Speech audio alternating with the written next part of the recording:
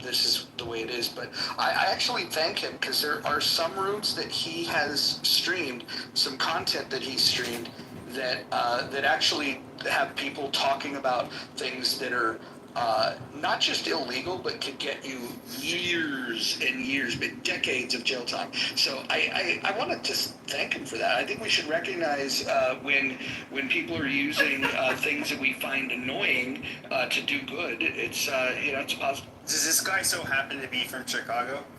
Yes, he does. So there was a guy from Chicago on this app. He would stream me into his rooms, and I actually got people who'd come into my rooms, and because they heard him on other platforms. Now, I personally did not care that somebody was streaming my rooms. That other people I can absolutely understand, but like I created like really toxic spaces, and for my own entertainment, and I truly didn't give a shit that it was being streamed. Interesting. Well, I think the reason why I've always been against it, and I've had the conversation with this individual, is that you have a different type of conversation on this app when replays are not on. Some people, like people in this room today, if they know it's streaming, they don't want to be streamed, so they won't come to the stage at all. Some people won't go to stages where replays are on, and so violating that, that is just weird, because the reality is the best rooms that have ever happened on this app were rooms where the replays were off, because people felt they could speak more freely. And so when one person violates everybody's, is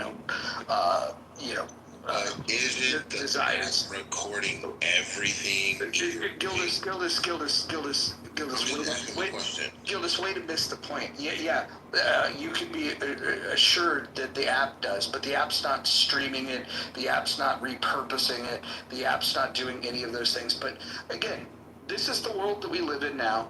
The rules allow for people to come in anonymously, and the anonymous people can open up their microphone. They could stream this content wherever they choose to. But he's not anonymous, to be fair. We do say what you mean. Well, here's the thing. There's nothing we can do to change it, so people need to just learn to live with it. And if you don't like the fact that somebody is streaming, you probably shouldn't talk in any of these rooms, because from what I've been sent links on, it looks like he's recording many of the rooms. So any room that you're going into, he's probably streaming. Well, like Mojo, when I told you like maybe a week ago or 2 weeks ago that I published a book and I was going to tell you in the room, and you were like, no, don't do that, hold off on that, I'll read the book or whatever, and I'll hit you in the back channel. What's the difference, man? Like, they're going to know who I am. Well, here's the difference. Here's the difference. First of all, you can do whatever you want. My guidance to you was that you use the name Gildas, and the book is under a different name. And if you want that name out there, then go ahead, talk about it. That's your business. I was just, as a friend, suggesting that that's probably a bad idea if you're looking to conceal your identity. Yeah, Gildas, I would say this. A lot of us, somebody like me, I'm absolutely identifiable just because I don't use a VPN anymore when I come on here. Anything I say, if it crosses legal boundaries, I'm not getting away. Now, when it comes to people, well, my in particular, I'm going to be. Is, Pepe, like, if I told you guys my full name, am I doxable at this point? Like, would that mean I would lose my job?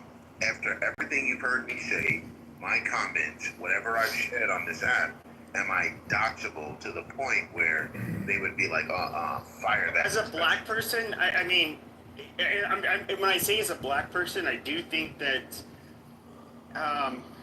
black people can say more about whites than we're allowed to say about you. However, if we're to, depends on which